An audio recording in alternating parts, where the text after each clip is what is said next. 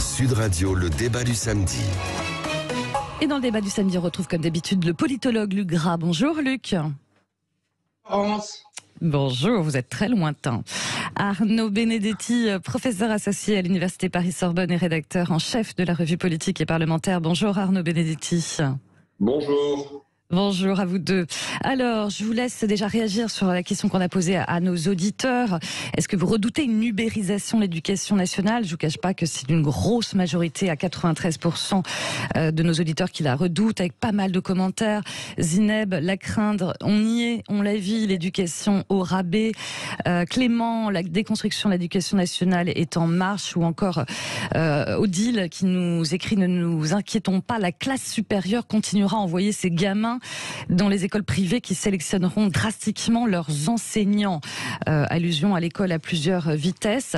Pour vous, je commence par vous, Luc Gras, ubérisation en marche ou pas l'éducation nationale ? Alors oui, il y a un risque effectivement de précarisation, d'ubérisation, je ne sais pas si le terme est adapté. Vous savez, autrefois, il y avait au centre du village l'instituteur, le maire et le curé. Curé, il n'y en a plus beaucoup. L'instituteur est manifestement insuffisamment nombreux et il y a le maire qui fait de la résistance. Alors il y a dans la République, c'est fondamentaux. L'instituteur républicain, il était au centre de la construction de la République. Donc il y a aujourd'hui effectivement une précarisation puisqu'on a pu voir et constater qu'il y avait 4000 postes qui n'étaient pas pourvus, que les job dating pour recruter correspondent absolument pas à ce qu'il faut faire puisque l'instituteur d'abord doit être bien formé pour pouvoir lui-même bien transmettre. C'est votre avis aussi, ubérisation ou pas, Arnaud Benedetti ? Allô, Arnaud Benedetti, je vous vois avec votre téléphone, allez-y. Est-ce que vous m'entendez ? Oui, on vous entend très bien, voilà. 5 sur 5. Il existe un déclassement d'un certain nombre de fonctions stratégiques de l'État depuis un certain nombre d'années. Alors, on voit bien que finalement aujourd'hui le manque de postes traduit d'abord, enfin pas le manque de postes, le manque d'enseignants traduit la faiblesse de l'attractivité d'une fonction qui a été essentielle, et je rejoins ce qu'a dit Luc Gras, dans la construction de l'imaginaire et j'allais dire de l'idéal républicain. Aujourd'hui, ce sont des fonctions qui n'attirent pas. Alors, elles n'attirent plus pourquoi ? D'abord, elles attirent plus à cause d'une insuffisance de rémunération. Il faut rappeler que, comparativement à un certain nombre de nos voisins, les enseignants sont beaucoup moins rémunérés en France qu'ils ne le sont, par exemple, en Allemagne ou même au Royaume-Uni. Donc déjà, il y a ce premier problème.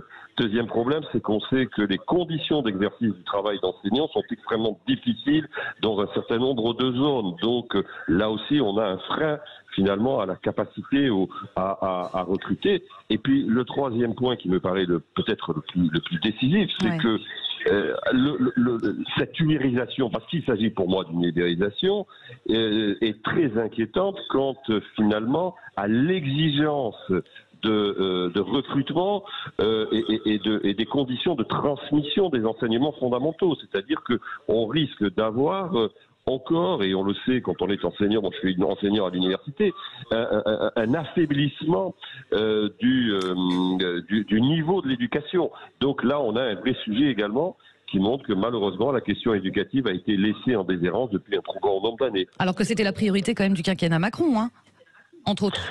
Vous savez, ça a été la priorité aussi du quinquennat de François Hollande. C'est clair. C'est tous les présidents de la République, premiers ministres et ministres de l'Éducation qui se succèdent depuis un certain nombre de mandats présidentiels sur la Ve République nous disent qu'il s'agit de la priorité des priorités. La réalité, c'est que aujourd'hui, malheureusement, les moyens ne sont pas au rendez-vous. Les conditions aussi de formation des enseignants ne sont plus au rendez-vous et on se retrouve dans la situation que l'on connaît. Ouais. Alors le président Macron s'est exprimé sur la rentrée en déclarant notamment l'école de la République française n'est plus à la hauteur. Il s'est exprimé avant le ministre de l'Éducation nationale, Pape Ndiaye, sans voix. Quel signal, selon vous, Luc Gras ?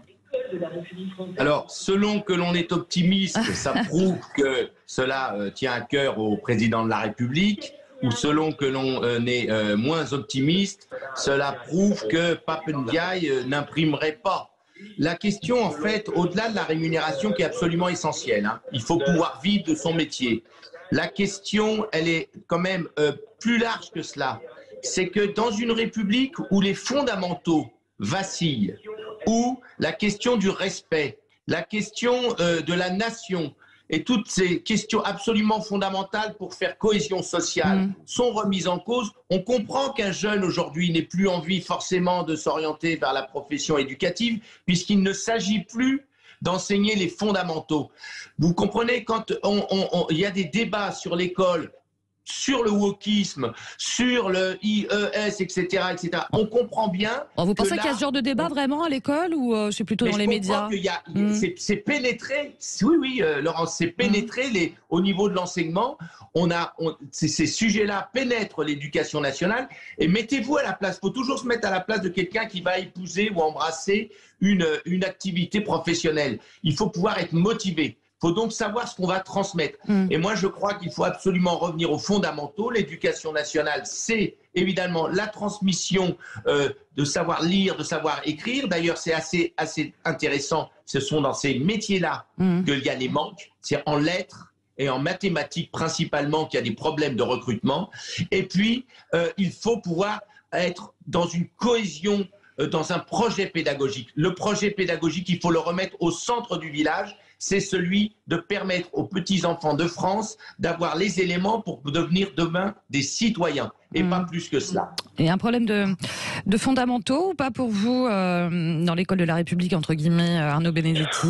Oui, mais si vous voulez, c'est pas nouveau. Je suis pas sûr que finalement les questions qui aujourd'hui agitent le débat médiatique et politique autour de la question du wokisme soient des questions absolument essentielles pour l'éducation nationale. Il y a bien évidemment des sujets, mais je pense que ça reste marginal. La réalité, c'est que on constate quand même depuis un certain nombre d'années un infléchissement, c'est le moins qu'on puisse dire pour ne pas parler d'effondrement, du niveau des élèves. C'est une réalité et les classements, par exemple, le fameux classement PISA de l'OCDE montre régulièrement le dégringolement de la France dans l'acquisition d'un certain nombre de fondamentaux, qu'il s'agisse des fondamentaux littéraires ou des fondamentaux mathématiques. Donc c'est un processus qui, comme très souvent, si vous voulez, est un processus qui vient de loin, mais qui aujourd'hui apparaît de manière, j'allais dire, presque virulente et violente dans l'actualité à cause notamment de cette difficulté que l'éducation nationale a recruter et est obligée aujourd'hui d'aller chercher des contractuels qui parfois n'ont que 2 années de formation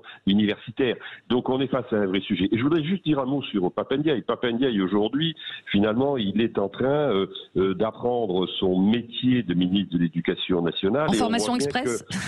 Le problème, c'est qu'on voit bien que c'est un ministre qui aujourd'hui a très peu de marge de manœuvre, qui est certainement soumis au contrôle de Bercy parce que justement il a une inexpérience politique. Il a annoncé il y a quelques jours, il faut se souvenir, ou il y a quelques semaines, qu'il n'y aurait aucun problème de recrutement. Et il se trouve aujourd'hui à la veille de la rentrée avec un problème de recrutement. Chaque fois qu'il intervient, il y a le président de la République, ou en tout cas très souvent lorsqu'il intervient, le président de la République est à ses côtés. Et je ne suis pas sûr que l'intervention du président de la République, notamment lors de la rentrée auprès des recteurs, montre la véritable autonomie dont bénéficie le ministre de l'Éducation nationale. Contrairement à son prédécesseur, Jean-Michel Blanquer, qui de ce point de vue-là avait une latitude d'action, alors très contestée par les syndicats, beaucoup plus grande. Mais il y a une différence fondamentale entre Blanquer et Pape Ndiaye, c'est que Blanquer, aussi contesté soit-il, était quelqu'un qui avait une pratique de l'administration de l'Éducation nationale que n'a pas Pape Ndiaye, qui est un prof d'université, de l'école des hautes études en sciences sociales, mais qui ne connaît pas les arcanes du fonctionnement administratif de l'État. Baptême de feu aussi. Messieurs, vous restez avec nous dans quelques instants. On va reparler d'une autre rentrée des classes. Les universités d'été de la NUPES en ordre dispersé. On en parle dans quelques instants. Sud Radio, il est 9h15. Vous voulez votre radio préférée. Sud Radio, parlons vrai. Carrefour. Quand on aime le Nutella, on en met sur du pain, sur des biscottes. On finit le pot à la cuillère. Et même avec le doigt. Attention, on est un peu là. Alors pour tous les amateurs de Nutella, jusqu'au 4 septembre, profitez de 50% de remise immédiate sur le 2e pot de pâte à tartiner Nutella chez Carrefour, Carrefour Market et leur Drive. Et c'est valable sur toutes les pâtes à tartiner Nutella. Carrefour. Panachage possible, la remise s'applique sur le moins cher. Détails sur carrefour.fr. Pour votre santé, limitez les aliments gras, salés, sucrés. Sud Radio, le débat du samedi.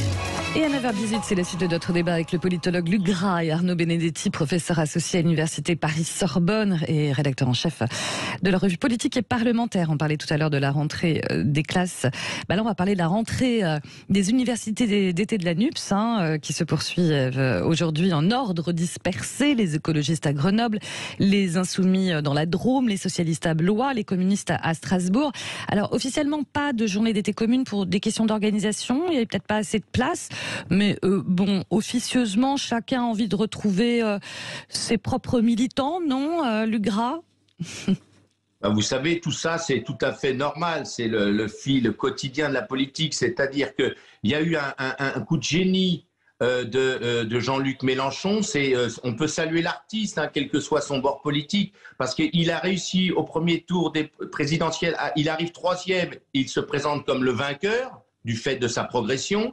Et ensuite, aux législatives, il se présente comme autoproclamé Premier ministre. Donc il a réussi, grâce à mettre en place à la dernière minute une union de la gauche, à avoir des résultats électoraux tout à fait intéressants. Maintenant, la réalité politique rappelle, chacun a la raison, évidemment que les écologistes n'ont pas, sur un certain nombre de sujets, les mêmes idées que ceux de LFI. J'ai identifié vraiment des sujets sérieux, la politique étrangère, le nucléaire, l'approche de l'économie, de l'écologie punitive ou pas, Oui. le wokisme, les questions de wokisme, etc., bien sûr, et l'Europe, bien évidemment, qui se profile en 2024 comme une pomme de discorde entre les différents partis, ce qui fait que chacun a envie de défendre son précaré. On ne parle même plus du Parti socialiste, et pourtant il est encore là. Oui. Il doit aussi subsister. Comment on subsiste en politique? En se différenciant. Ouais. Chacun son université d'été. Le député écologiste Julien Bayou a quand même rappelé que la NUPS est, je cite, une coalition, pas une fusion ni un alignement. Les mots ne sont pas totalement